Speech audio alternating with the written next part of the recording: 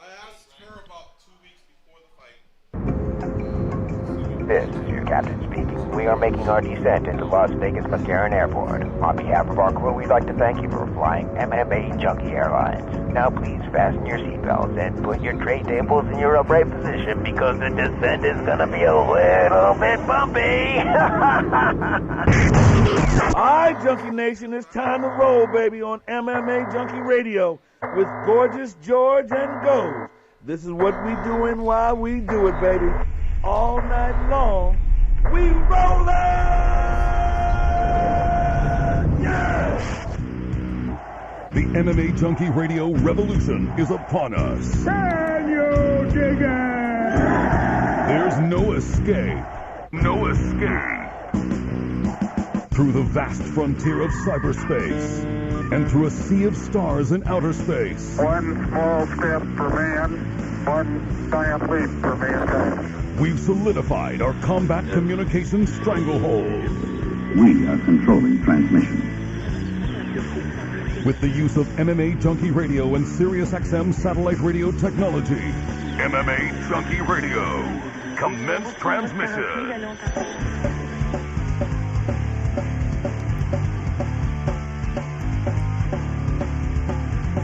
Live from MMAjunkie Radio HQ in the fight capital of the world, Las Vegas, Nevada.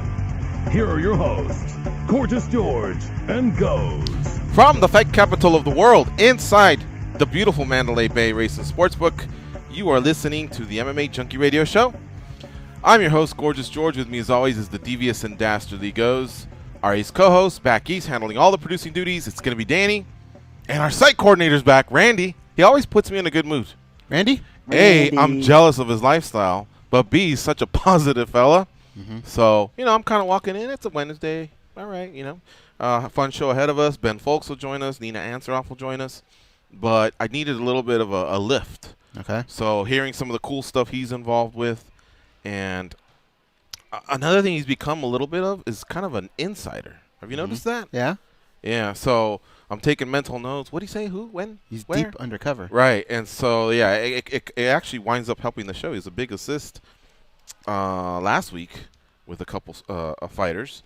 One fell through, but still, it was the handoff, and then I went, I locked some stuff down. And remember, Jeremy Stevens wasn't able to show up, but at least I got the lead from Randy. Yeah. So, but a few others, it did work out, and it worked out really, really nice. So, always great to see him here. It's Wednesday, January 4th, and, I go back and look at the Facebook comments. I'm going to try and explain it as best as I can. The way Facebook is lined up, I'm looking at the comments as they happen. I'm talking to Goes. I'm talking to the guests. We're talking on the phone with the callers. And people make, a comment or ask a question, and I make a mental note. But I still can't figure out if it's dropping or scrolling up. Scrolling down, scrolling up. Then I can't go in there and comment as MMAjunkie. I guess I could. I'd just be very generic, maybe just answer questions 1 or 2 words. But I have the ability to go in there and answer as myself. So I'm trying to do it during the show, but when it's the big window, I only get 4 comments, and I can only pin the comment or like it. I can't reply. It wasn't like that day 1 or 2, right? When we started like that, it wasn't like that. It was just I don't remember. It almost looked like a chat room. Right. And I don't know how to get that back either. But see, you and I can't both be on it at the same time. Oh, we can't? Well, no, because then we're already running 2 streams with YouTube and Ustream. I'm not streaming the show. So every time if I go in there, Yeah. it loads it, Okay. So then now I'm running another one, right? And then if you do it, then you're running another one. So we can't really be on it too much. But you're right. I remember when we first started doing it, it looked a little different, and I think they may have changed it or something. Well, we get great participation. There's a lot of names that I've those guys have been mentioned cool. over and over, and it's been really cool. I don't know if I'd call it a chat. More than anything, it's just a comment section that scrolls, and people participate. Some people argue. There was a Dave and a Themby. I think they wanted a sign waiver. They were already at the sign waiver stage, meet at the gym stage. But regardless, it's a good time in there, and I'm doing my best. What I do is after the show. After the show, not immediately after the show, but when I get around to it, I go in there and just try and answer everyone, one way or another. There's still people that wonder why the show's on mute for 10 minutes before the show starts. even though it clearly says the show will start at given time. And then there's others that I believe I can answer the questions based on what the guest told us, or if I know it, or at least participate, throw my opinion out there. So it's cool. I go in there and I try and clean things up towards the end of the day. But I want to give a shout out to everybody that's been hanging out and participating. I believe yet another frontier being crossed with YouTube and Facebook for us. Get the show out there in as many people's hands as possible, whether it's live or on demand. We are enjoying it, and thank you again for all of you. But I guess what I'm trying to do is tell you why I just can't get to it during the show, because I'm not able to all I'm able to do is speak, and there's a lot going on. Yeah, to read it all is kind of a little bit difficult. But again, I can't tell in order, because there's times where it says like, hey, there's always like 5 or 6 that go, what are you on mute? What's the deal? Talk. Look at that big buffoon back there, And now there's a few people checking them going, read. Starts at 10:03. Starts at 10:02. Whatever it is you put. What do you put? 10:02 or 10:03? It says the show will begin at 1:02 Eastern, 2:02 Pacific. 2:02 Pacific? 10:02 Pacific. Sorry, 10:02. Yeah. And now there's people telling that. There's less of those. Then people start participating as far as the show chronologically, what we've been talking about. But then, like, the 50th comment will be, hey, are you guys on mute? So I'm wondering, like, did that person reply to someone else? Because you know how you start these little threads? Yeah, and then it bumps. They're staggered. Yeah. So we'll do our best to kind of keep an eye on this. It could be maybe like during the commercial they're looking, and since there's nothing coming out during the commercial. Oh, I didn't think of that. You're muting it during the commercial. Can they see us during the commercial? No, it's just a thing that says. We'll be right back. What does it say? We will be right back, yeah. All right. Again, our guest today will be Ben Fowlkes. He writes for USA Today Sports and MMAjunkie. We never rehearse anything with Ben, and I'm not sure if that's the way it's supposed to be done. I know when I've been asked to be on the show, people will tell me, hey, we plan on discussing this, and that. And that's great. I appreciate it, but I would consider myself a hardcore, and if you're going to have me on the show, with the exception of PEDs, I'm ready to go. Let's talk about anything. And even PEDs, it's not like I'll say, what's a steroid? But with Ben, I honestly just extend the invite. He accepts, and then I just toss him the latest, most relevant news. I always like hearing his take on it all. Well, I like to ask him questions that expand on some of the articles that he's written. Yeah, okay. Because he's only limited to so much, right? But there's times where he's a little bit more animated, and so I try and ask him to. The speed bag is amazing. Yeah, speed bag is cool. I'll be honest. When I saw his name on the thing, I kind of cringed.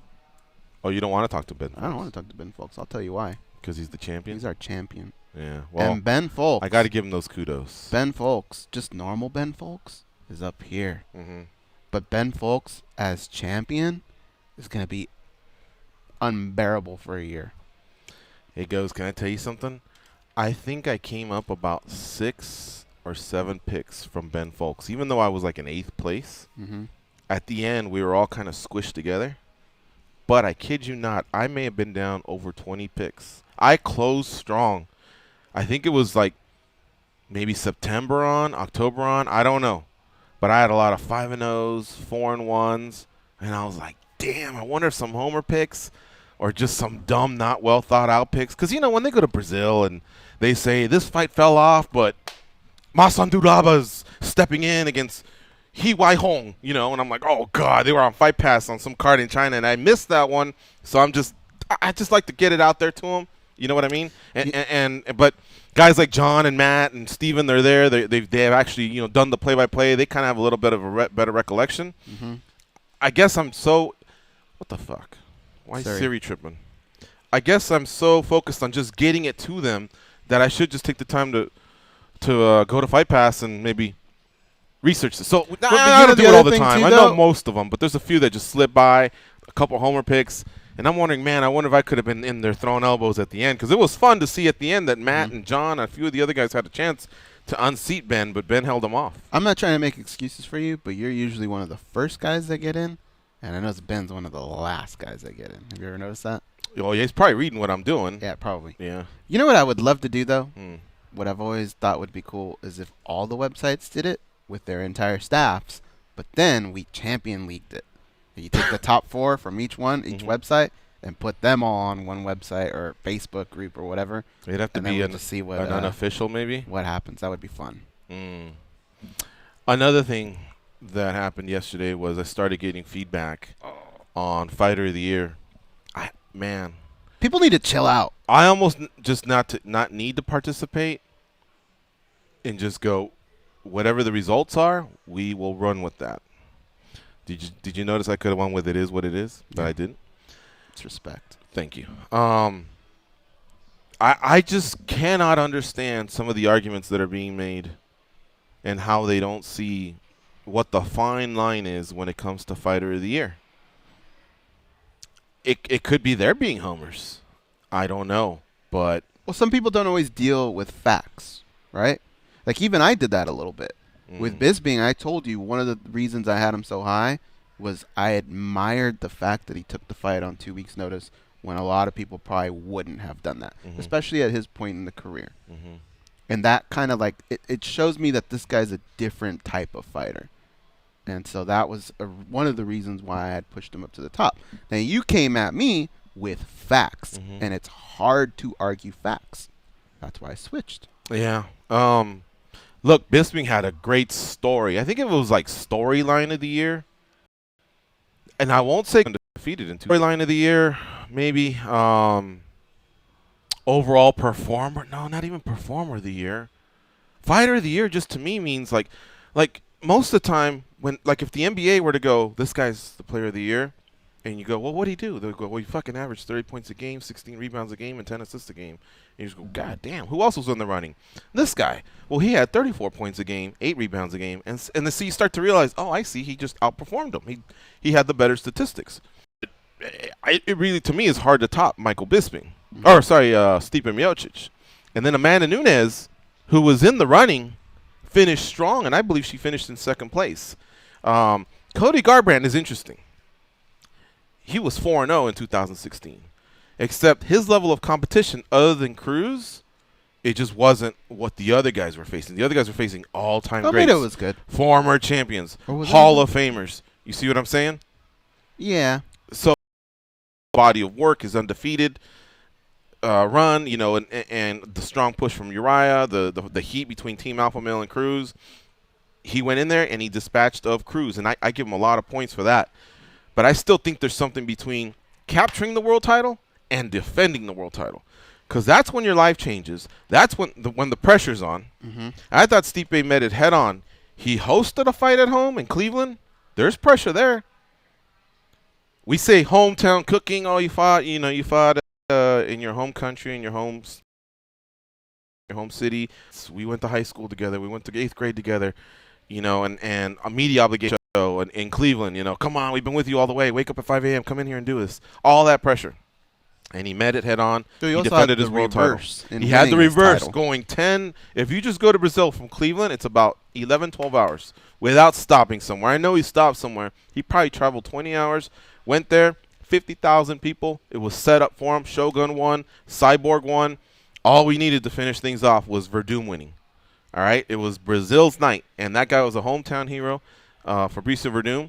Fabrício Verdum's involved in the talks of all-time greats. When you talk about heavyweights, it's always Fedor, Verdum, King.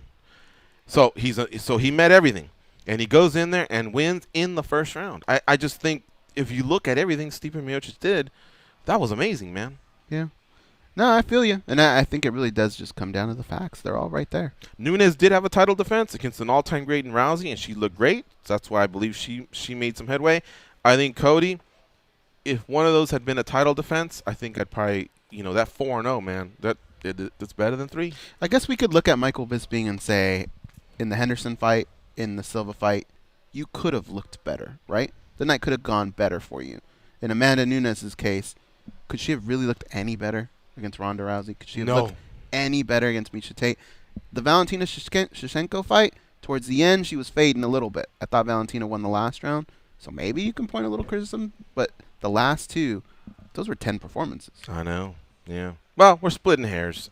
What the hell does that mean? Why do people say that? What does that mean? It means that they're all great. No, I get that, but where does it come from? Oh. Are barbers just... how did this start? Splitting hairs. I guess because Who's I don't know where the saying came from. I don't know. I'm gonna look it up. Yeah, look it up. Look it up. They're all great fighters. I feel terrible because when I pump Miocic so much, I think people are under the opinion that I'm thinking the others suck. No way. No way. They all had great years. It's just that to make your argument, to make a difference, to close things, to drop the mic, you got to come strong. Hello, Chris Dawson. He's in the Netherlands. He's watching the show, as is Abel Orozco. Love the from Netherlands. Santa Ana, California. I think he's with Santa Ana Cali Refrigeration. What's up, Abel? How you doing? John Ross, Fighter of the Year. He says, clearly no love. Unranked to champion. See, that's a story, John Ross. He says 4-0, 3 KOs, beat a guy that hasn't lost in a decade. Strong points. 4-0, I love it. 3 KOs, I love it. Beat a guy that hasn't lost in a decade, I love it. Unranked to champion, there you go. You actually may have made the argument for me. That means along the way, he was fighting non-future Hall of Famers, non-former world champions, non-highly ranked opponents. So his road to the title, it just wasn't as impressive, I think, as Stipe. When he fought Arlovsky, I looked it up. I went back in a time capsule. The rankings, December 29th, 2015, going into the first week of January of 2016, Arlovsky was ranked 4. He was ranked 4th. Watch this. Well, but you know what? These were two deserving forces colliding at the top. Now we're going to go back. The Garbrandt, I'm not, but we're just going to we'll shove that one to the side, and let's just go Cody Garbrandt's 3-0 versus Stipe Miocic's 3-0. He fought Thomas Almeida. Solid. 21-0.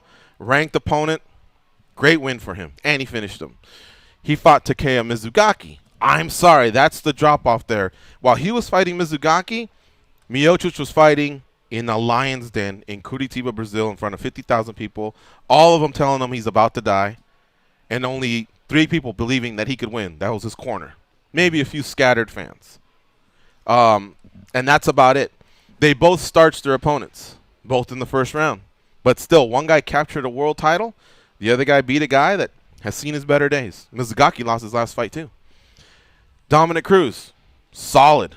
Alistair Overeem, solid. I would even say the Cruz wins bigger. Yeah. Even though it was over 25 minutes and he didn't finish him, than him knocking out Overeem in a title defense. I will give him that, but I feel like the first two, Miocic just handled his. But in the case of Dominic Cruz, this is what I find so funny is I think it's almost more impressive to dominate him over 5 rounds than if he just knocked him out in round 1. If he knocked him out in round 1, people would go, hey, he got caught. You're probably right. right. Isn't that what people would say? Mm-hmm. But he kicked his ass for 5 rounds. I think that's more impressive. Here's what stands out. What was his name again? The guy that said that? John Ross? Foss? John Ross. Okay, this is what Foss? You made me think. Yeah. That was a great argument he put. Yeah, of the people that we're talking about, who did unbelievable things? Cody, right? And doing what he did to Dominic Cruz. That's pretty insane, right? Okay? Conor McGregor winning 2 titles. Those are things that were unthinkable at the start of the year. So I will give that a little bit more value because you're right. Stipe Miocic, he beat Verdum, but I don't think a lot of people were going, what? How the hell did he do that? I mean, I think a lot of us picked him, right? We just didn't know it was going to go down that way. Right. Same thing with Amanda Nunes.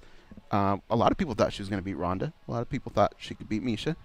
But those 2 guys did do 2 things that are remarkable. Yeah. However, when you pile it all together, it just doesn't add up, I think, to some of the other ones. Right. And again, I compared it to a 100-meter dash, and all of them are running 9.7. Oh, my God, they're all going to break the world record, except one guy at the end stuck out his chest. He ran a 9.69. I got Nunes at 9.70. And actually, the world record might even be lower. Usain Bolt's probably going to run under 9 seconds one of these days. But you know what I mean. And then Bisping being a 9.73. Yeah, right.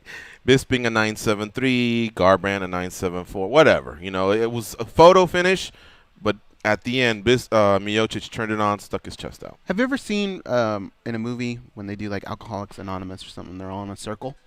That's us right now. And we're all representing different fighters. But when we're done, when that meeting's done, we should all probably shake each other's hand and go, it was nice to meet you. Good points. And walk out of the room. Oh, right? yeah. I'll buy you a drink. No, yeah, you buy me a drink. No. Because they're all good points, and they're all great fighters. By no means should somebody be pulling out a gun going, somebody kill this guy, he's insane, right? That Right. shouldn't be going on. You made great points with Cody, and I understand some of them. I think we're all in the same ballpark. I don't think anybody's crazy. Chris Moore has a definition for splitting hairs. Oh, what is it?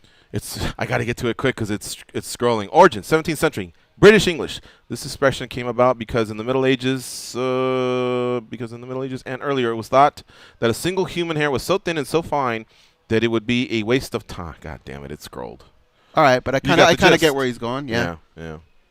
Okay. So again, we're fine tooth comb. Okay, what do you do? 3-0. But what So was people his are opponent? saying What were they now ranked? you're wasting your time because you're going so far into it that Mhm. you're wasting your time like as if you were splitting a hair. Mhm. All right. There's got to be Yeah. a new one for that, though. Somebody think of one. There probably is.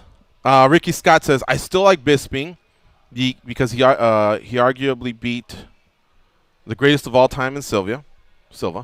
He beat Rockhold in round 1. Rockhold is a killer, and then came back to beat Henderson, which was one of the worst KOs over. I'm rolling with him. I appreciate your he's loyal. He's rolling with him. Should I pick holes or no? My only thing would be, Ricky, is he went to a decision with two of those. One was Henderson and one was Silva. And I guarantee you that when Bruce Buffer was reading out the scores, this is how Bisping was standing. He wasn't sure. There was people in the audience with their parlay tickets, right? There was people didn't at home leave the arena. biting their nails. Who's he going to call? Henderson or Bisping? Silva or Bisping? So, I don't know. Whereas when Stipe Miocic won, he had a flag draped around him. Dana White had the belt ready to put on him. There was no doubt. He starched him. And the opponent probably wasn't even able to stand there next to him and give congratulations because there's still the spatulas out there. They're still getting them up, smelling salts. There was no doubt. That's what I like, is there was no doubt with what Stipe did. With Bisping, all those wins were great. He avenged Henderson. He avenged Rockhold. And Silva, again, arguably greatest of all time. All solid wins. Yeah. But it did go to a decision. So there's times where we're watching fights and you have plans afterwards, and when the decision's being read, you're already grabbing your keys, your wallet, and all that shit. Right. You want to be You know what's going to happen.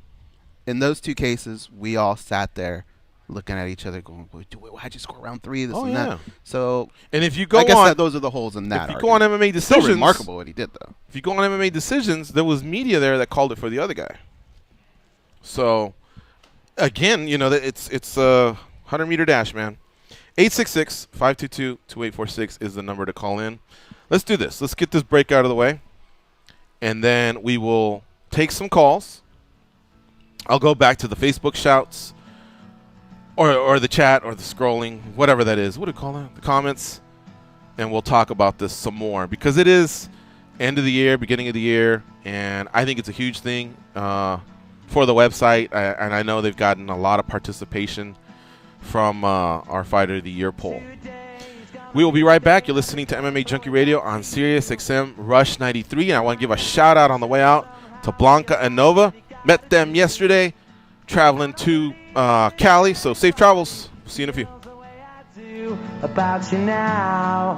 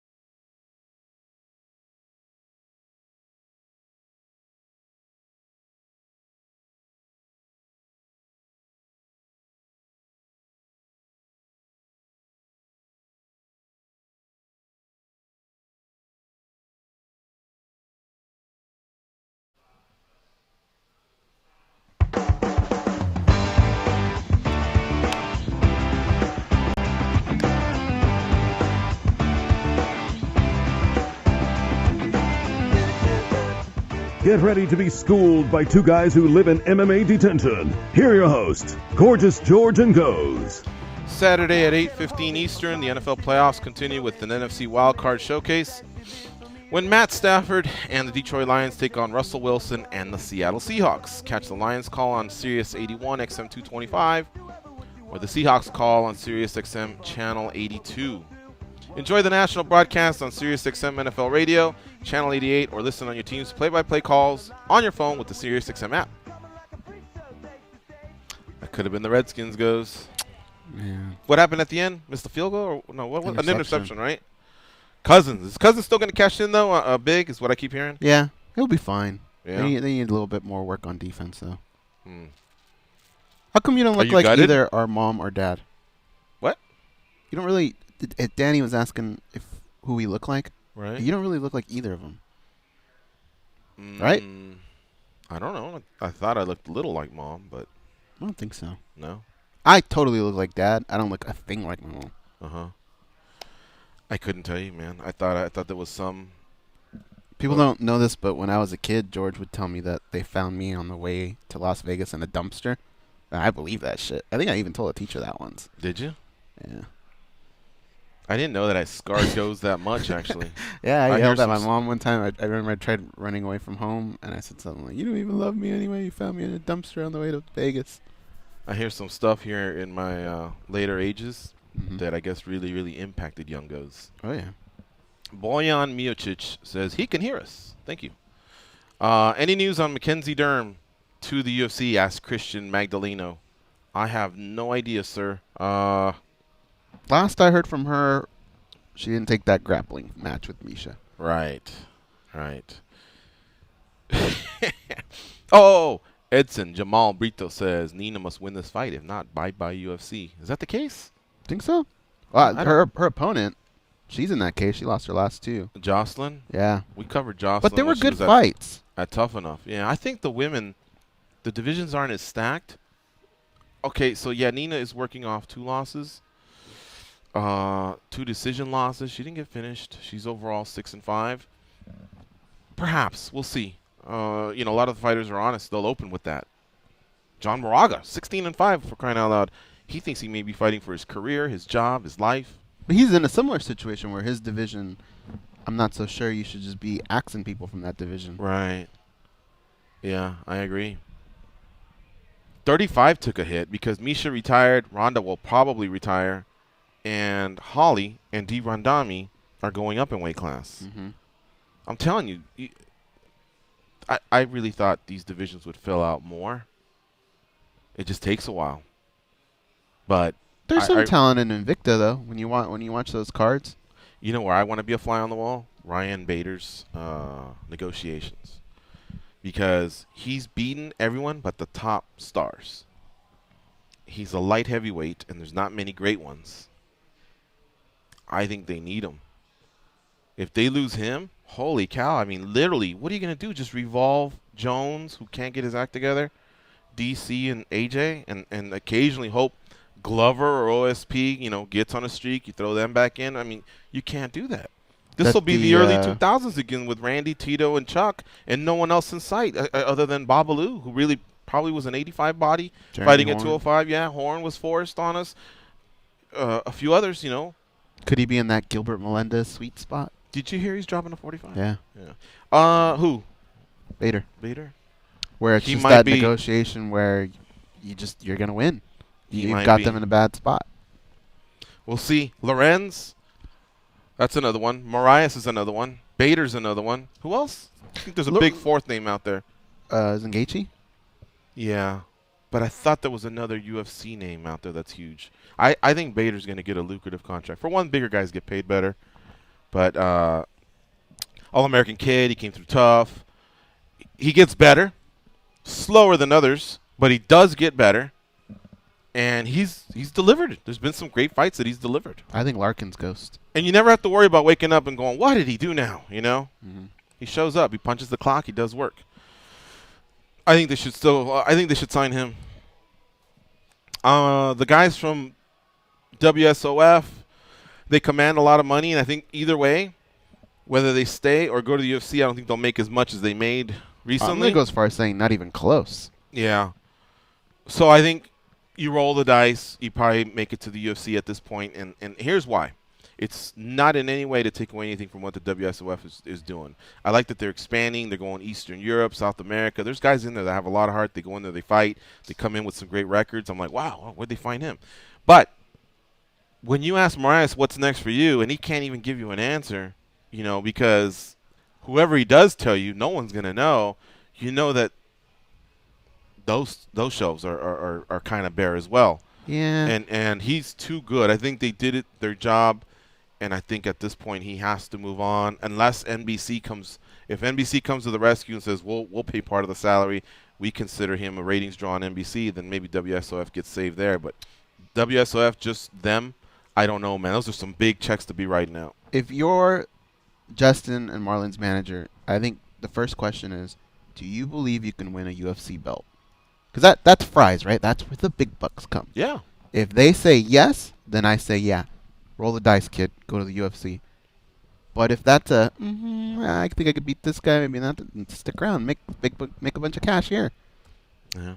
Let's go to Brandon in Louisville. What's up, Brandon? How you doing? Hey guys, how's it going today? Good, man. How about you? Doing all right. I'll make it quick so you can get some other people in. Actually, I just had a question, a request, and a hot gambling tip. If the Degenerate Gambler Showtime's in the studio yet? He's not. He hasn't made it yet. Okay, well, I'll give it to y'all anyway. You can share if you feel like it. The quick gambling tip. Tonight in basketball, Louisville plays Notre Dame. I don't know the line. Just going in telling you that. This game is always close, always tight, usually goes to overtime. I would take the underdog. I don't know where the line's at, but either way, I would take the underdog. Okay. Interesting. But is Louisville? You don't know who the underdog is, right? Can we look, us? I don't know the line. I'm just expecting Notre Dame's the favorite. Game. Notre Dame -1. Which okay, is so he's saying take Louisville. All right, so now that makes it more fun for Brandon because that's his team. A little bit, yeah. Okay. Request: if you all could reach out to Dan Stupp, I'd be curious to how the site trafficked for this Ronda fight compared to the last few. That's an excellent question. Media.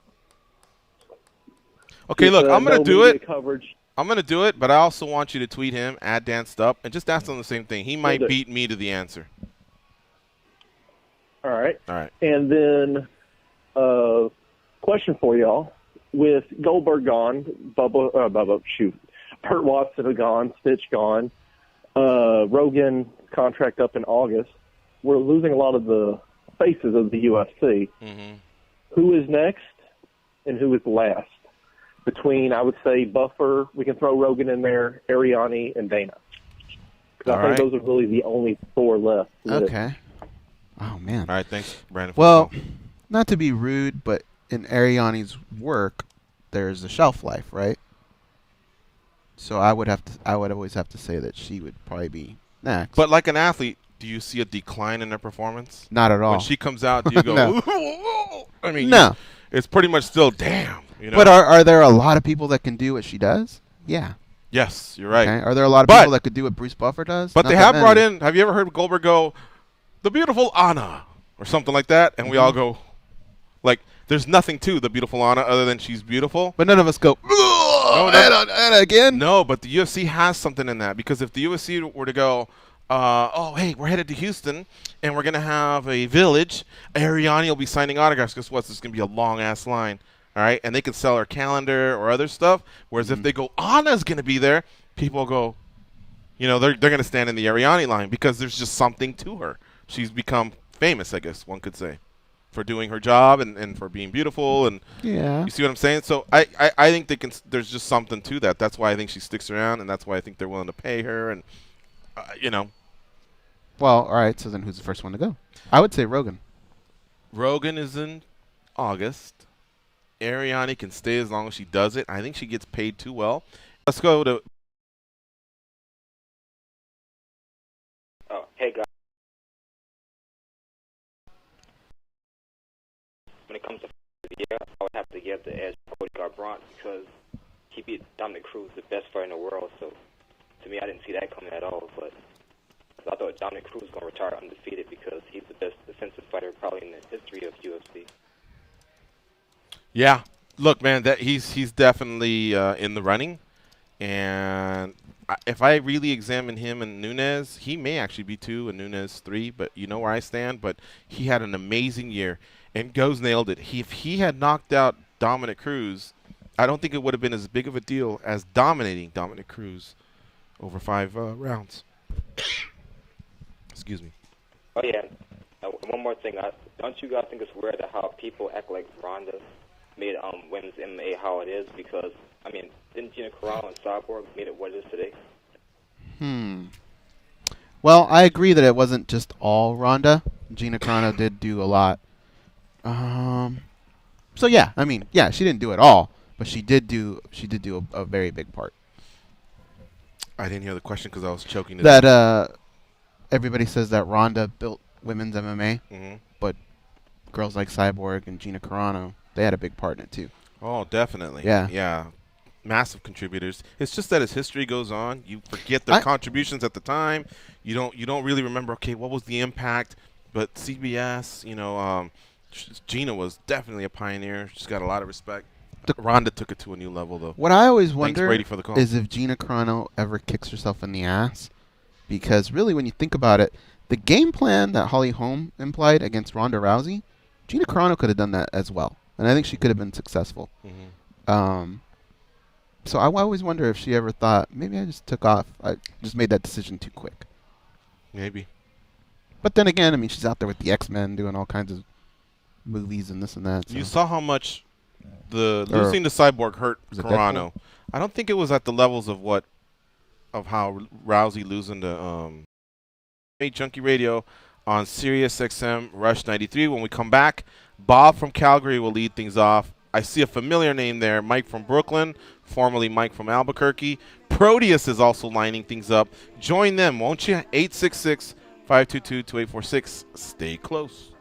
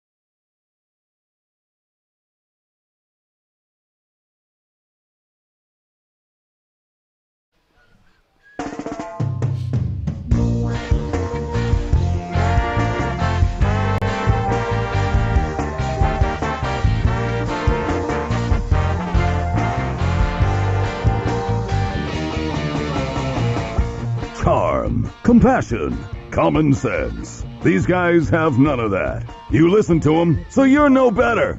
I am awesome, though. They are Gorgeous George and Goes. Esports talk shows have moved to a new channel and can now be heard on Sirius 214, XM 203, and on the Sirius XM app today and every day, beginning at 5 p.m. Eastern. You can hear 2 hours of esports coverage, including news, the biggest titles, and tournaments, plus interviews with players, shoutcasters, and celebrity gamers. Listen to WWG Esports today at 5 p.m. Eastern, followed by Machinimas. Oh, man, why'd you give me that one, Danny? Machinimas. I'm so sorry. Inside Esports at 6 p.m. Eastern, only on Sirius 214, XM 203, and on the Sirius XM app by searching Esports.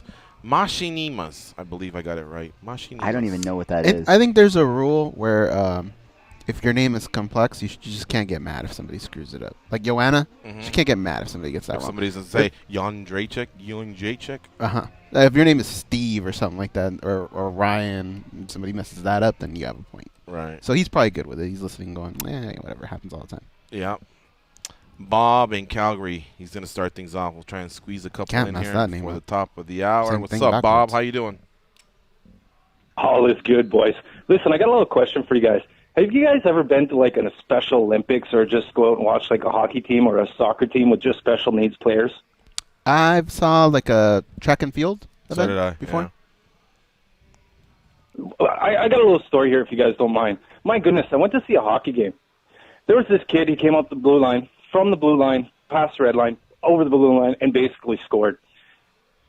The kids on the other team would not let this kid pass after he scored. They kept hugging him and kissing him. The reason why I'm telling this story, guys, if you guys have never been, as sports fans, you have to go out and do it. Whether it's hockey you're into, like myself, soccer, whatever, do yourself the favor. These kids, they know where it's at. Yeah, there's a lot of videos that go around, right, where like in track and field or something, one of them falls and they all come back and pick them up. I think it's more about like the accomplishment of being there. I'm sure they're happy when they get the gold medal, but I think they're all just happy as a team that they're there and Correct. they've been able to accomplish what they have. Yeah. Well, you said it was hockey though, huh? Yeah, it's this thing. You guys can Google it. It's called the Bell Capital Cup. And it's just incredible to see. Not much going on in the MMA world, so I went and checked that out. It's just retarded. But to an MMA question, guys, I'm hearing Woodley's got a fight booked. Did you guys hear about that? And maybe who it's against? What's card? Who'd you hear that from, though? Woodley himself. Really? Yeah, he was on his morning show there, These Nuts or whatever it is. He basically said that there's a fight booked. He can't announce it. But in my eyes, I don't see it a big one because he didn't seem all that excited. So I don't know. Probably the rematch, then. It's probably the rematch. Yeah. Because Woodley wants to make big money, so he's looking for Diaz, GSP, Bisping, something that has super in front of fight, or something versus a pay-per-view type of draw.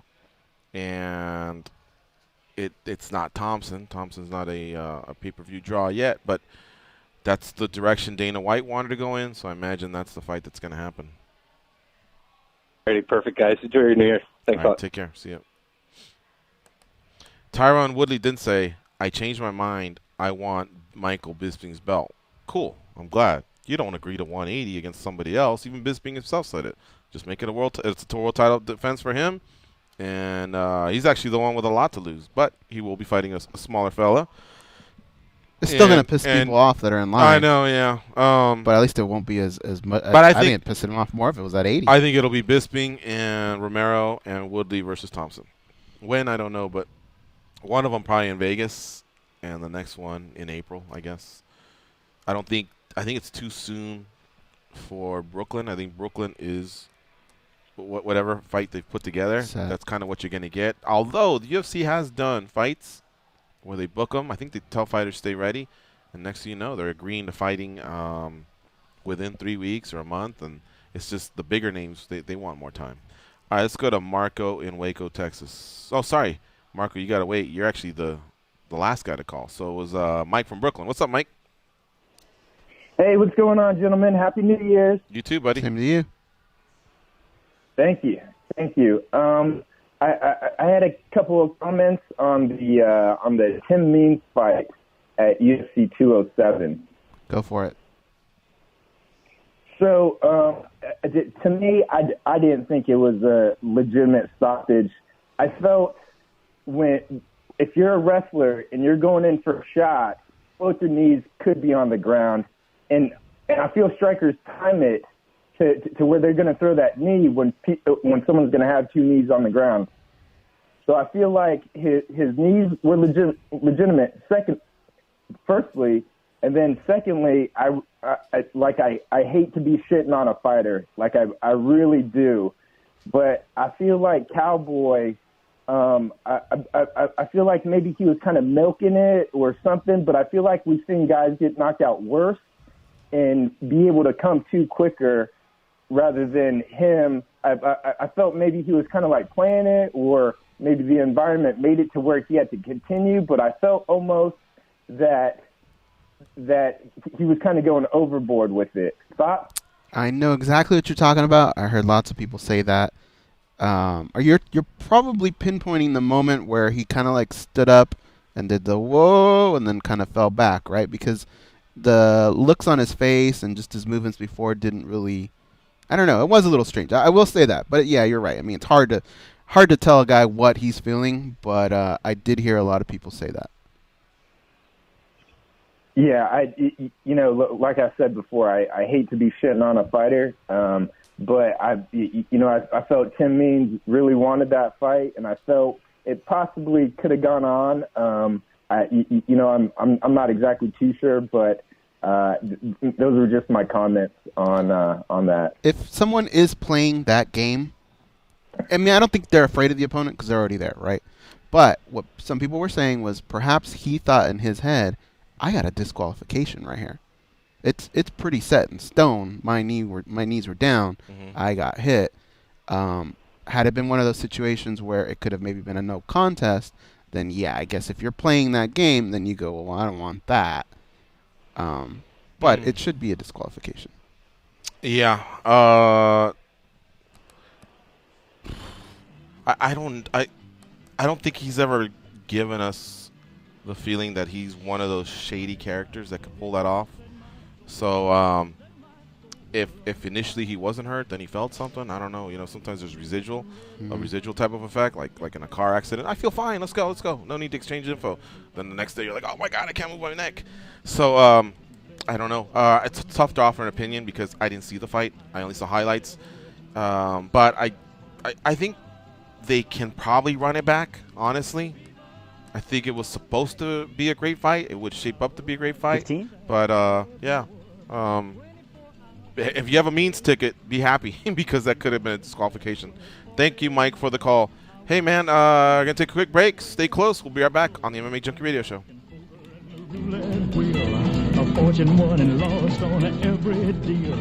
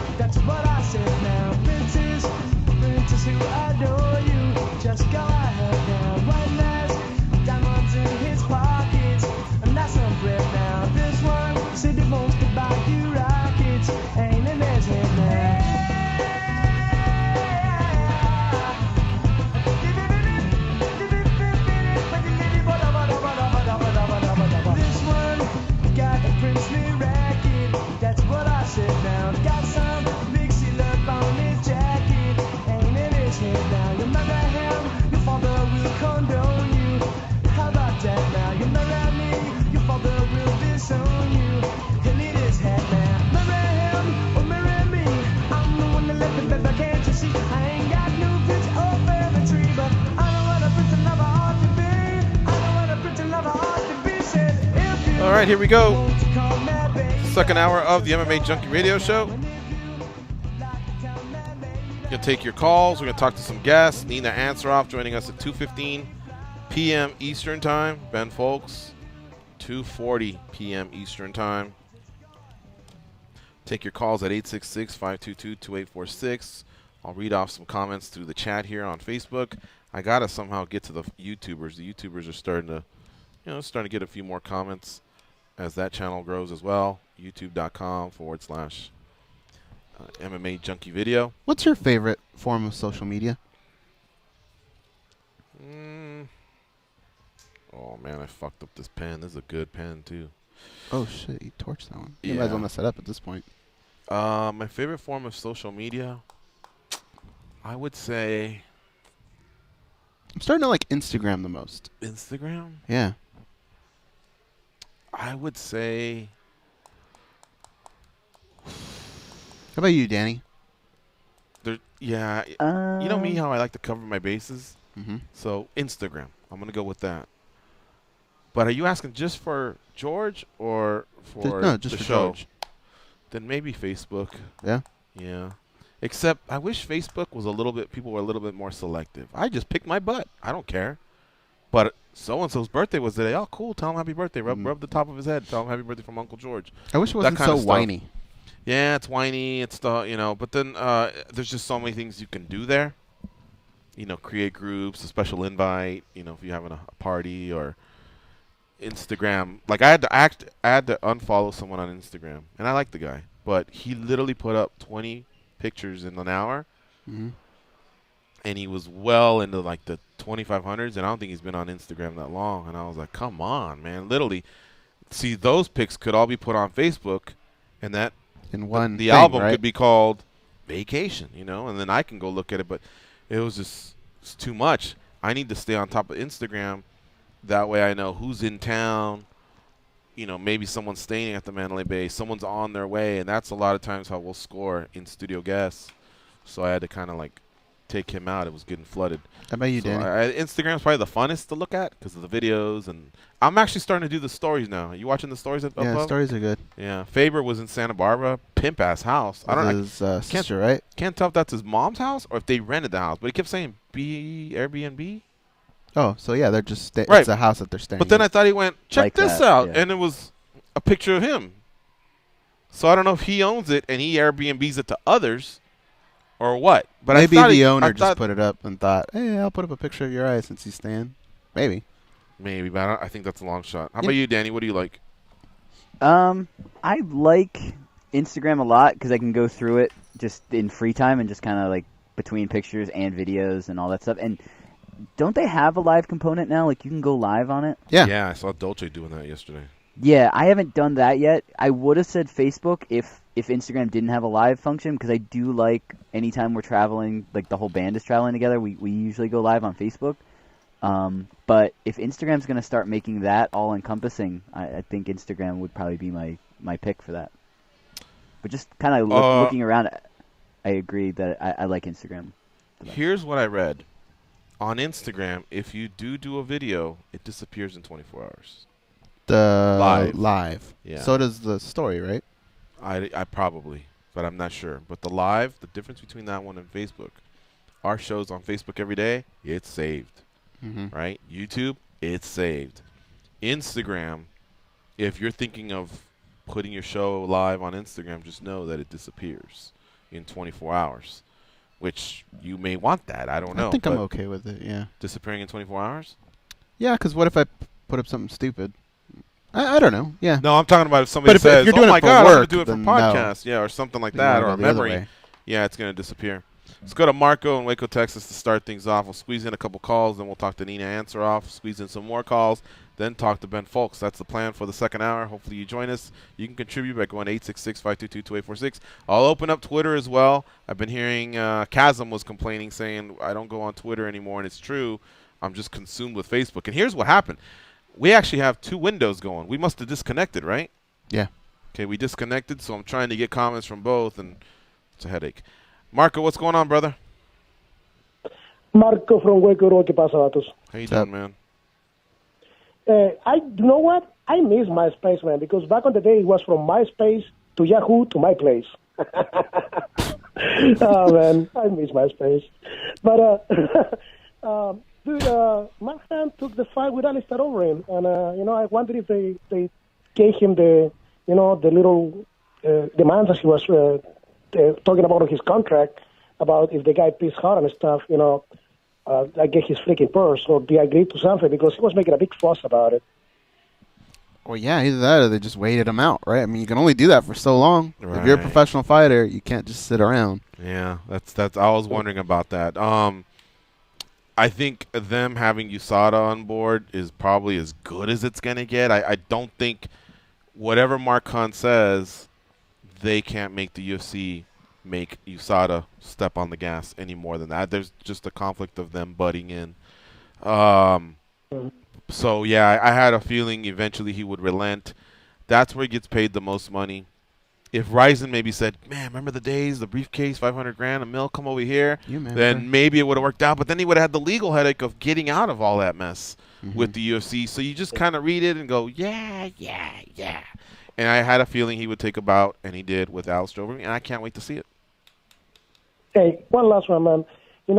Conor went up and won a second belt, and now a lot of champions, Woodley, even Bisping, saying they want to move up and, go for another belt or even move down, depending on, if you are like Cody Garbrandt or whatever. Who do you think of all the available champions right now can move up or move down? Like Steven has to move down, that doesn't have any other choice, and actually accomplish the same task, of getting to 2 belts, man. I think Demetrius Johnson can. Okay, see you, buddy. Demetrius Johnson can do it. I think. Who can do it realistically, champion, or to win, or realistically the UFC will allow him to do it? He didn't really specify. Because you know how Garbrandt says, I want Aldo. I think the UFC probably said, no, you got Dillashaw or Cruz first, and then probably other beasts that are coming. Let's not talk Aldo yet. But Garbrandt was smart and at least planting the seed. Demetrius is a great shot because, A, he can possibly win the fight. He's just so good. He's fought there before, and he's cleared out the division, so I think he can tell the UFC, I cleared out the division. Benavidez will be pissed, but I also like, I think Cormier returning the heavyweight, he has a chance. Light heavyweight isn't too stacked. He needs to get past AJ, and if Jones isn't ready, he could throw it out. Who are you going to say? It can't be Bisping because what I was he's got to defend against Romero. If Woodley fights Bisping, I don't feel like it's overwhelming in Bisping's hands. Like I think Tyron has a good shot to win that fight. So I would say he would. But if we're talking, is it realistic? Hell no, it ain't realistic. It'd be silly. And Aldo, I think, would have a shot against McGregor. Just because I thought Aldo would have a shot against McGregor the first time. But McGregor cleaned his clock. All right, let's take another one here. Proteus in Ontario, Canada. What's up, Proteus? Hey, good morning, dudes. I wanted to comment on. Good morning. I wanted to comment on the Tim Means fight from the previous hour, if I may. Go for it. I disagree with Mike from. It was Mike from New York, I believe. You know what, man? Those shots were pretty heavy. I mean, those knees coming from a real sharp angle right to the side of the head. I don't think that the Cowboy was, faking it. I mean. I challenge Mike to take 2 knees from Tim Means from that area with his knee down and see if he's all there.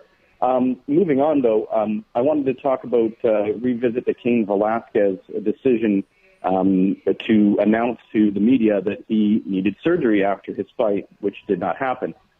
I know this happened a while ago, but I've been thinking about it since then, and I think that perhaps Cain was kind of playing the game, kind of putting it out there so that the UFC could not force him to fight, because if he goes down 2 fights to the go horse, I mean, that's not good for Cain Velasquez's career, right? I mean, especially if he has a very bad performance with that back injury. I just think that maybe it was a smart move from him. I mean, everybody's been saying, it wasn't a smart move for him to come out and say that, but look at Anderson Silva when he fought Chael Sonnen the first time. He had a cracked rib, and the UFC, from what we hear, forced him to fight.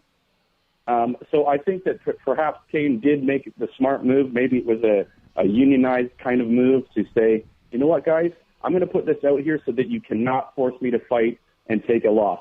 Thoughts? Man, it's rough when it comes to Cain Velasquez because there's a lot of fighters that have fought injured or have gone through these injury spells where the injury takes place during the fight, okay? And then from there you have this long break, right, where you're recovering. In Cain's case, a lot of times it happens to him in camp. So he's actually put in the mileage, put in all the hard work of going through a camp and no fight. I think that sucks ass, man. I mean, that must drive him crazy. He's away from his family, from his kids, his wife, and then to not be able to fight sucks. But you never know. I mean, these guys can be pretty cerebral, and it's not just Cain now, right? He's got all these guys, all these voices probably in his head. So who knows? Maybe that's a possibility.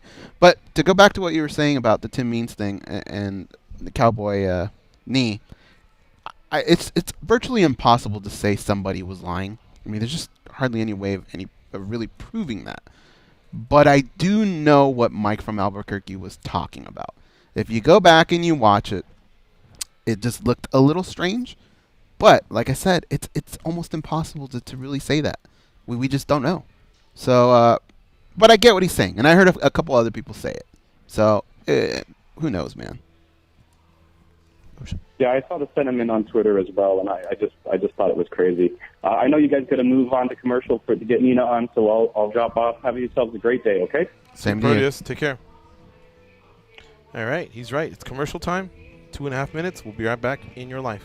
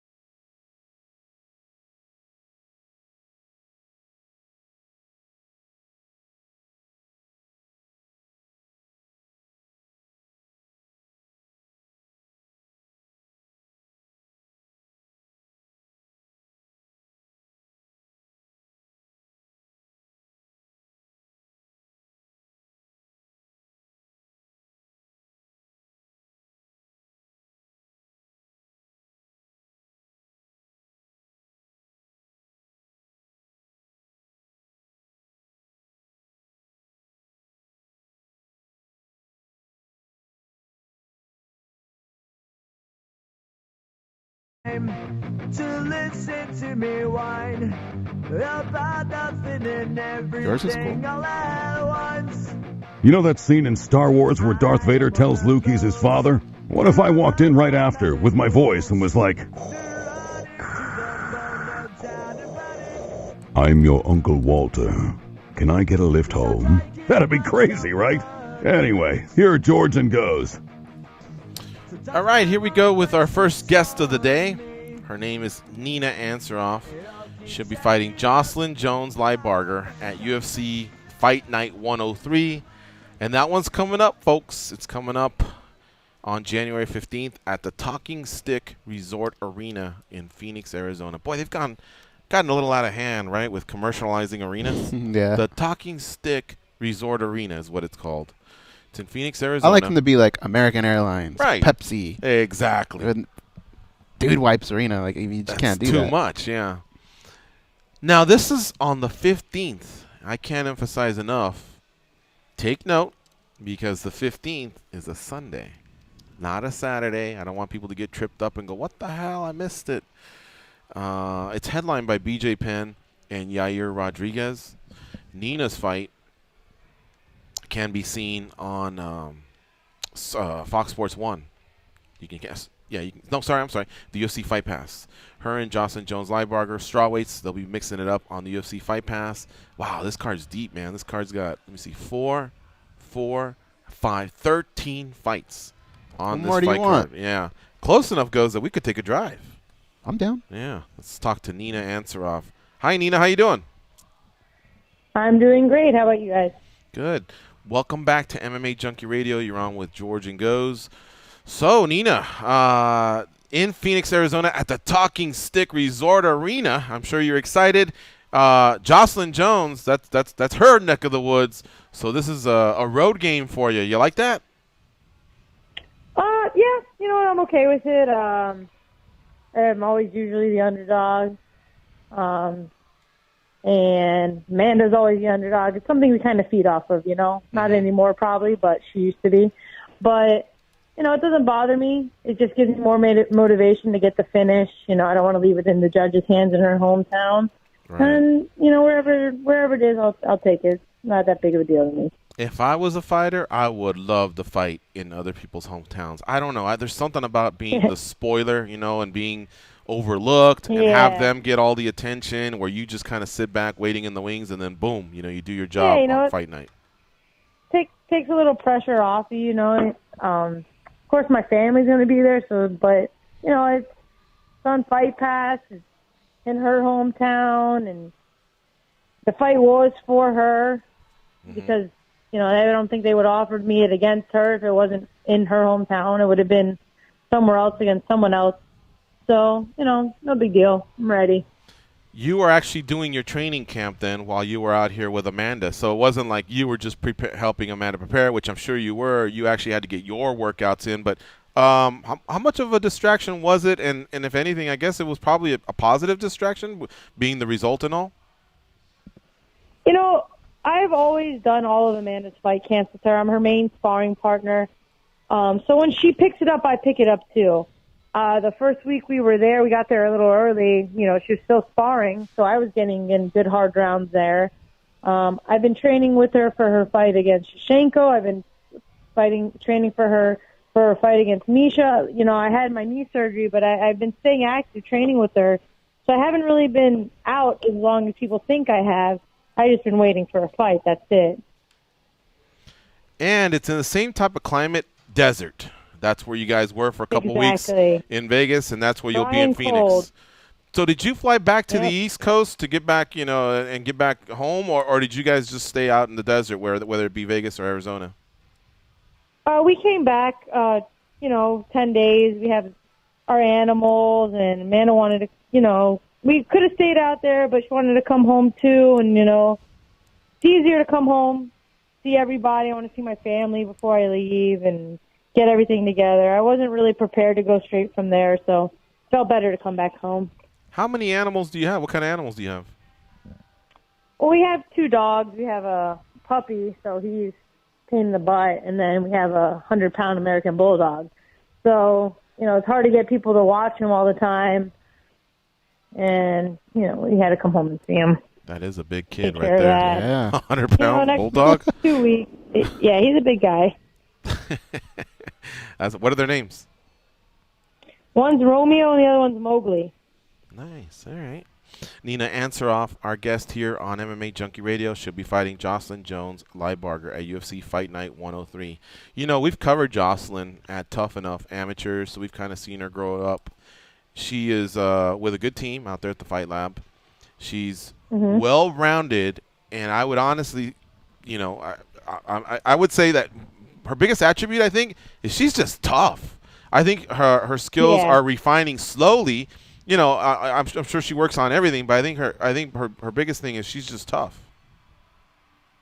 Yeah, she's a tough girl, and you know, she's not ranked, and she's coming off of 2 losses. But I'm not overlooking that. You know, I'm also not ranked and coming off of 2 losses, whether mine were controversial or not. It's still, you know, you can't underestimate your opponents. I take this fight very seriously, as if I'm fighting for the number 1 spot. And I know Jocelyn's tough. She's fought a girl on my team, and I'm definitely not overlooking her. Let's talk about that team. It's pretty stacked now. How many females train out of American Top Team? Well, we got 4 UFC fighters, 5, and then we got a few amateurs coming up that are pretty tough, so we're growing slowly. Yeah, I was going to say there's no shortage of training partners, but is there a dividing line between the upper weight classes, or maybe nationalities, or just cliques? Well, to be honest with you, I'm the only girl Amanda trains with, sparring, like hard sparring-wise, you know, when it's going hard. The other 115s are just, they're a little bit small. I'm a little bit big for 115. I could take a little more damage, so I train with her. And we have a couple amateurs when, you know, it's like a light day that can help out. The 115s, we're all pretty close. You know, we all train together. Me and Tisha are really good friends. Val, I'm good friends with. You know, Joanna's not really there. She came to do her camp and left. Jessica Aguilar's out with an injury, so, you know, when they're all there, we're all there for each other most of the time and mesh pretty well. Nina Ansaroff, our guest here, goes. What do you have for Nina? Nina, what was that like when the champion was at the gym? Is that something that you all have to get together and talk about before? And was it one of those scenarios where she kind of did her own thing and you guys did yours, or did you guys all train together? Well, we didn't know. The girls in the gym didn't know she was coming, the 115s at least. Or, no, even Amanda didn't know she was coming. It was one day we were at the gym and I was warming up for wrestling practice, and actually Tisha or one of the other girls there was like, "Is that Joanna?" And I'm like, and I turn around and look at her, I'm like, "Yeah, I'm going to go introduce myself." So I saw her, I went over and introduced myself. You know, she was starting her camp already, so she kind of had a plan of what she was going to do. And she did everything separately, except I was the only female in the gym that sparred with her for her camp. So everything else was all separate, except I was part of her sparring. What was that experience like? I got to imagine being able to test yourself with the champ tells you exactly where you're at. Can you talk a little bit? I know you can't reveal anything about sparring, but just the feeling of having to do it. You know, it was exciting for me. You know, of course, you want to see where you stand. I know where I stand with Amanda. She's the champ 135. You just kind of want to see where it is in your weight class. But, you know, I know where I am right now. I know I have some fights to get up there. You know, I'm not going to fight her anytime soon. So it was actually, you know, a good thing for me. And I was able to help her, and she was able to help me, and that's about it. You know, there was no egos involved. We had good training, and that was the end of it. You know what I was thinking when Amanda won the belt, or sorry, when she just won her last fight, and you guys were in the back popping the champagne, the looks on everybody's faces and the ATT chant, all I could think, George, was winning is contagious. Yeah. And I remember thinking whoever's next for Nina is in trouble, because you see those waves go. Right. Do you feel that way, Nina? Is winning contagious? Oh my God. I wanted to fight that night. I wanted to go get some sparring rounds in with Amanda and be like, "You didn't get a good sweat in. Let's finish your fight and start mine." You know, it was kind of, you know, we were ready to go. We came back yesterday and me and her sparred, and before we left the house, you know, I'm playing with her, of course, you know, but it was like, "Oh, I can't wait till we get to the gym. I'm going to punch you so hard in the face." You know, like, we play like that all the time. But yeah, it's very contagious, motivating, and it gave me like a big boost. I'm ready to go. I'm excited about this fight. I'm excited to show my true skills. You know, my last couple of fights, I wasn't able to pull the trigger the way I normally do, and I'm ready to show it this time. How difficult was having to do all this for the both of you during the holidays?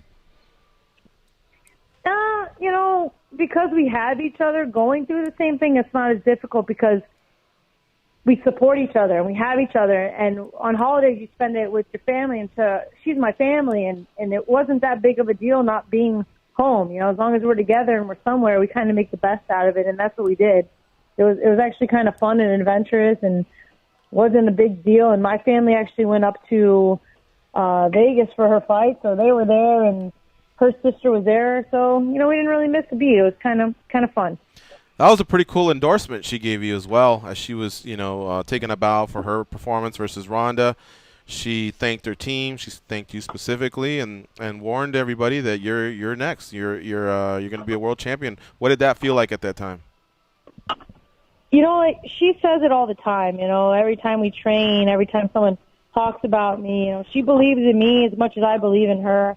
She has an idea of where I stand. She's the world champion, and I'm her number one sparring partner. So, it kind of, she knows how tough of a time I give her in training, and feels what she feels. And someone believes in you that much, it's contagious and motivating. I mean, look what it did for Ronda and Sage and Paige and all these people. When you have someone behind you that is high up there and means so much, and you got that push, it makes it easier. You believe your own hype for a little bit, and sometimes it helps.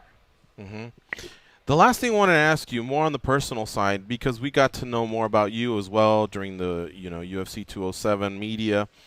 You mentioned that at some point you guys would like to start a family, and one of the options was for you to carry. What I'm wondering is, is that well after your fight career is over, or could you take a break in your fight career and then come back and still fight? Take a break in my fight career and come back. Okay. I'm 31 years old. I don't want to, I win this fight in the impressive fashion. At this weight class, it only takes 2 or 3 of those, and you're fighting for the belt. Mm-hmm. It's if I put that in motion right away, and by the end of this year I'm a contender and I fight for the belt, I could stop after that and have kids. I have no problem. Money hasn't really been an issue. It's not something I need to do, and I might just stop and take a break to start my family. To me, I have my dream of being the UFC champion, but I also have a dream of being a mother, and that's very important to me as well. Respect. All right. Well, Nina, thank you very much for making some time for us. Great to catch up with you, and hopefully we can talk to you after the fight. But in the meantime, have a safe camp, safe travels to Phoenix, and good luck on January 15th. Thank you guys so much for having me. All right, we'll see you. Bye-bye. Okay. That's Nina Ansaroff. You can follow her on Twitter at Nina Ansaroff, NinaAnsaroff. She'll be fighting Jocelyn Jones-Lybarger at UFC Fight Night 103, Phoenix, Arizona. I keep saying December. I don't know why. January 15th. I still say 2016. And Jocelyn, I want to make sure I give her praise because, okay, so in other words, what I'm trying to get at is I don't feel like she's an expert at anything, but she's pretty good at everything. Kind of like how most mixed martial artists are when they reach that UFC level. Most, I said. But, boy, I did not think she could actually stand with Frosto, for example. RFA. Yeah, who's a decorated Muay Thai practitioner. I thought, okay, this fight's got to go to the ground otherwise. But, man, another thing she does have is some power. Mm-hmm. Jones Lybarger has some power. She can take a good shot. And I really feel like when you are doing these check marks, there really has to be, if you're going to do one for conditioning, there really has to be one for heart or toughness, mental toughness as well, because that's so important in this sport. Nina being with American Top Team, I'm sure she's as tough as they come too, man. Both of these ladies are going to come forward. They both do have the losing streaks looking for a win, so I know that they have to give their best shot right now. This could be, I don't know about do or die because of the depths of the division, but you just don't want to have a 3-fight losing streak. And you're right, Goes, you have to assume because you don't want to just wake up one day and get that call. I think Jocelyn's first fight in the UFC was short notice, wasn't it? Yeah. It was right after the Zoila fight, if I recall. Mm-hmm. But what I was going to mention was the thing that stands out about Nina and Amanda, and I don't know if it's because they're together or what, but have you ever noticed they're very positive? They're always laughing. They're always smiling. They're always in a good mood. You never really see like I don't want to say a gangster side of them, but they don't really let emotions get the best of them. Mm-hmm. Yeah, no. Well, think about it. They're training partners, but they're also a couple. And I guess other than Caraway and Misha, a couple really can't also train together. And that can be a good thing or maybe not a good thing. I don't know. Remember Misha and Brian would tell us, once we leave the gym, we can't even talk MMA. That's it. We have to be more of a couple. And whereas I think these other two, it can carry over, like, training session into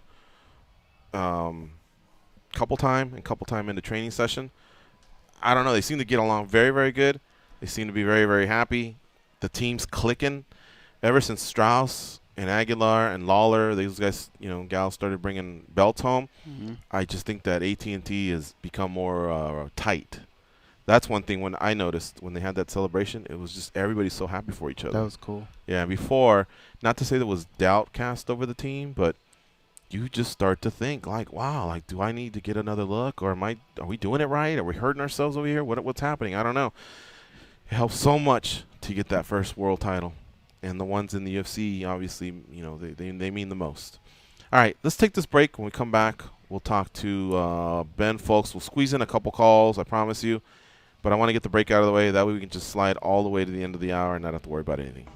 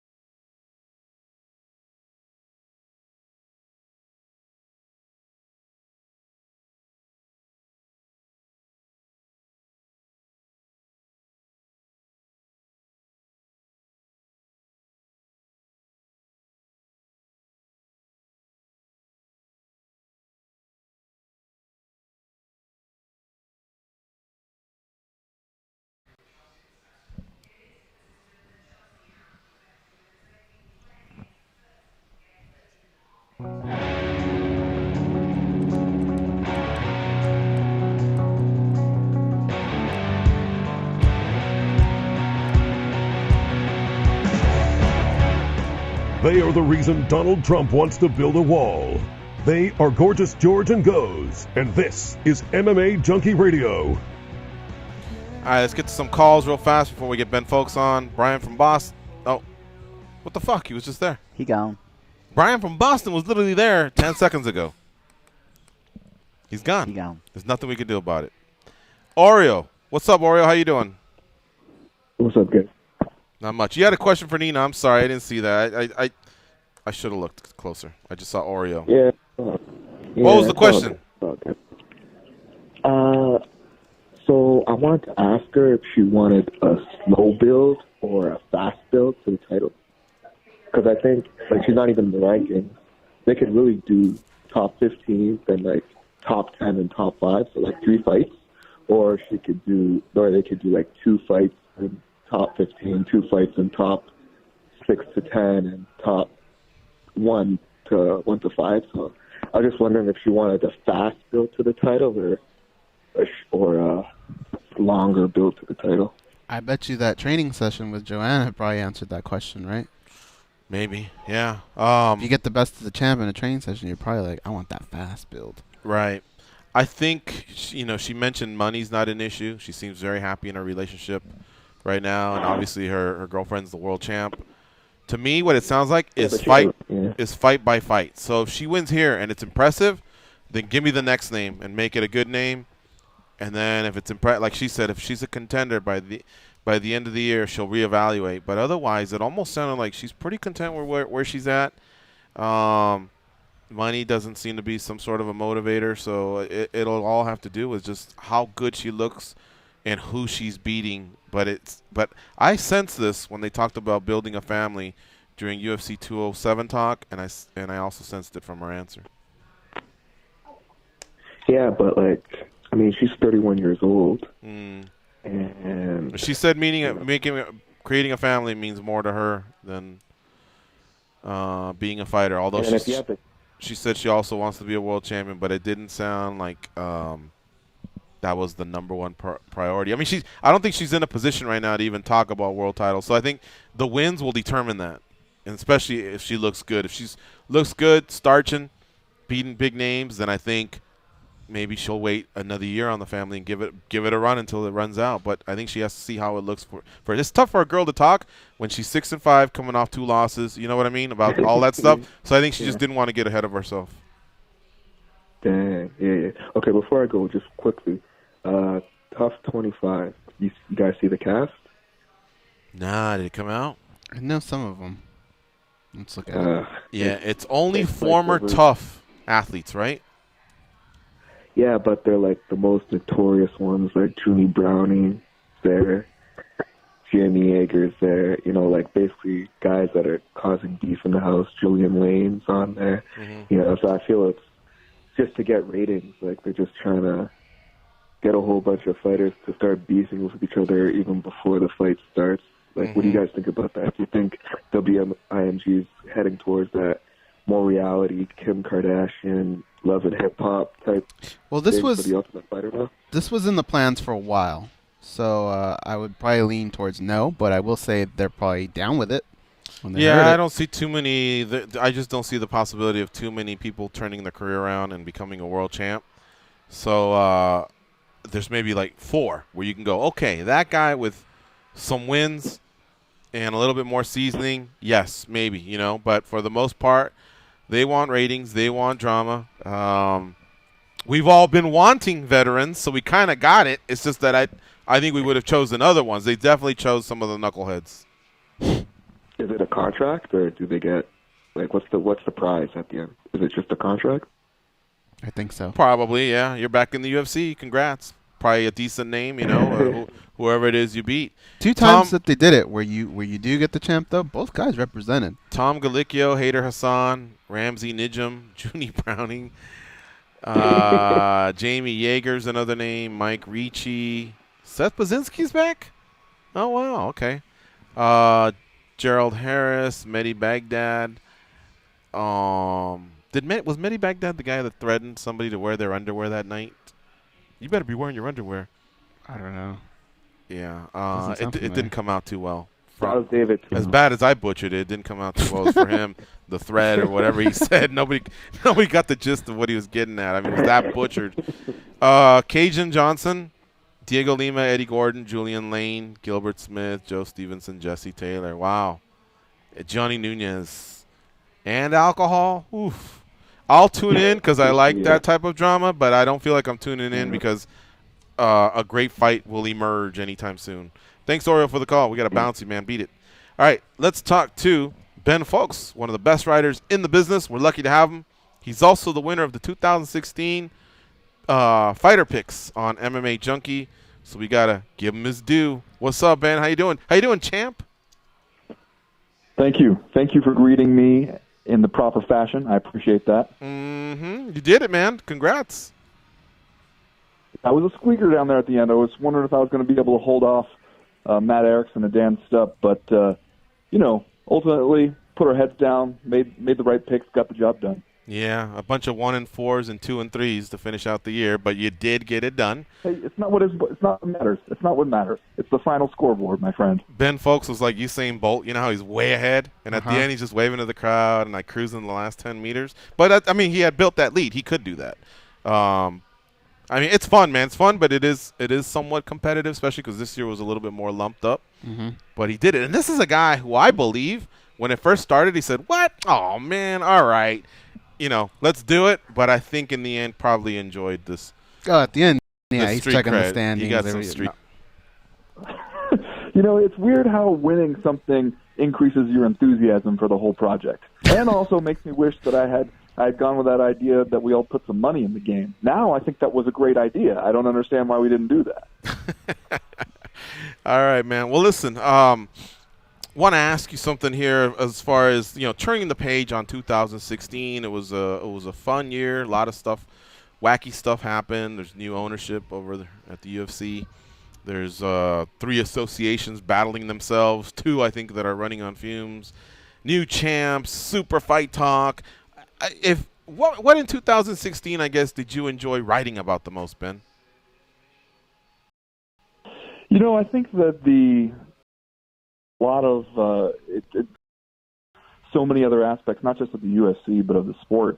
So that to me was the most interesting story to look at, and just to kind of probe, because I feel like still we have not seen where the ripples in that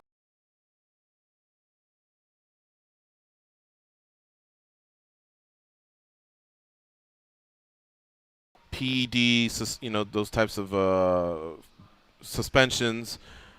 Like what happened in 2016 sale or maybe mergers of companies, the trouble that some of these athletes get in. What do you like writing about most at this point in your career? I think the most interesting stuff is it's always the people, the personalities that come out of the sport, the interesting stories that arise over the course of the sport. Because I mean, the actual fight night. I mean, obviously that's what we all are tuning in for. That's what it all comes down to. But I think as different promotions have learned, you can only get so far with fighter A is going to beat up fighter B. Like what matters to people is the narrative behind it, the people behind it, the stories behind it, and so I always think that the stuff that we see going on with individual people is always the most interesting stuff, and the most interesting stuff to write about too, because especially you see with fighters the kind of life that they have to lead. They have this existence that's really packed down, really tightly, really densely. Like a kind of mayfly existence where they go through all that stuff, the arc of learning and growing and then aging and then falling back out again, all happens so quickly to them that it's such an interesting kind of life cycle to observe. So that to me always remains the most fun part. Ben, the media blackout that Ronda Rousey called for, we've already heard from the UFC that that's just a one-time thing. It'll never happen again. But we saw the effect that Conor McGregor had on other fighters. Now, how many fighters are calling for 2 belts? They want to go up and move and fight for a title and do all these things that don't really make sense. How do you feel? Do you feel like the media blackout thing is just a one-off, or do you think other fighters may start to request this and possibly get it? I think they're going to have a hard time getting it. I think that It's one thing for Ronda Rousey to say that she wants it in the UFC. I think that, if she asked for it again, I think she might get a little more pushback. But, I can kind of understand the reasoning that, hey, she had been willing to do so much for the UFC. She kind of came back when she probably didn't necessarily need to. And I can see why the UFC felt like, all right, we can grant this one wish this one time. And I don't think, somebody asked about this in the Twitter mailbag either last week or the week before, kind of like what precedent does this set? And I think the only precedent it really sets is the one that we kind of were already aware of, which is that there is no uniform code of conduct or uniform expectation from fighters in the UFC. Everything depends on who you are. What you can get away with, what you can ask for, it all depends on who you are and what you mean to the UFC and how they view you. And that's not anything new. And I think that's just what we're seeing here. I think, if you're Max Holloway or something and you say, I don't want to do interviews anymore because Ronda didn't, you're probably not going to get very far with that. Ben, of all your pieces in 2016, if the UFC gave you a call and said, why don't you come down to the offices, sit down and talk to us, we want you to expand on one piece, what would that piece be? That if the UFC wanted me to expand on it? Uh-huh. Just one topic or one piece that you wrote where they said, expand on it a little bit more and just let's really sit down and talk about it. Which one would you pick? For me, it would be the stuff that came out of the sale. I mean, especially when we were looking at some of the investor documents that let us in a little bit more on the UFC's numbers and how their business breaks down. I think it was really illuminating to see where all the money comes from, in what proportion it comes from, and basically who is the driver of a lot of that revenue. I think we all knew that it was still a pay-per-view based business and that was very important to them. But seeing that how much they depend on a couple fighters, especially somebody like Conor McGregor and also somebody like Ronda Rousey, and seeing how big a part that is of their business, that's some stuff I would like to hear more about. And obviously, I think when we're talking about issues like fighter pay across the board, the question always comes down to what's the split. That's the part that we haven't really been able to get at yet. Everybody kind of makes their own guesses, and it's tough to know. The UFC guards those kind of numbers pretty closely. So I think that's the stuff I would really want to get at is how much money is there, where is it going, and in what amounts. Because if you're asking whether fighters are paid fairly, you can't really know the answer to that question unless you know what the split is. Should Tony Ferguson have accepted the $200,000 Khabib offered? It's tricky trying to take an offer like that of that much money from another fighter because, it's not like having a contract drawn up with the promoter. A little bit gray territory getting into that where we're counting on Khabib to send you a check for $200,000. I can understand his point out of it, which is that, hey, if my opponent is willing to offer me this money, but the UFC, who we're both fighting for, won't offer me this money, then something's wrong there. And I also think it's the great point is that it's not necessarily just about this one fight. I mean, if you take that deal this one time, what happens to you in the next fight? Contract, you want a better way move. You look bad in the first two, and they can cut you from it. And there's that money's not guaranteed to you in any way. You're not. They don't owe you anything for those other fights that they had on the contract. And yet at the same time, if you do way better than that over the course of those 6 fights, they're not going to pay you any more money as a result of it. You don't get to renegotiate that contract during the course of the contract just because you're outperforming. In other sports, they kind of have more mechanisms to allow that, and MMA really doesn't. So I can see his point that it's not just about this one fight. I agree with everything you said, but I will say this. I think the sport's becoming all about, the heat that you can create between the two possible opponents or future opponents. But have you noticed they're all trying to punk each other a little bit as well? Mm-hmm. I think what I would have said was, all right, I'll take it. Just let me know when it's there, and every day on social media I will show you the pertinent deposits made or money wired, because it would have to be a transaction that happens before the fight, being that it's one fighter to the next. And put it back on him. I think Khabib was trying to punk him a little, so punk him back. In the meantime, it kind of gets you out of the way. All right, I'm in if you're in, and maybe put the pressure back on the promotion and make it happen. It's tough because every time you try and put the promotion with their back to the wall, they always come up with something. The latest was, all right, we'll go with Khabib and Aldo then. you know. And then Habib and his dad said, nah, we don't want it, according to some. And I heard behind the scenes Ferguson and Aldo was being looked at. So I don't know, man. But yeah, it was interesting that he put it back on the UFC. The one thing the UFC always has going on it is time doesn't stop. You know what I mean? It just continues going. All right, we're running out of time. I did want to ask you one last thing.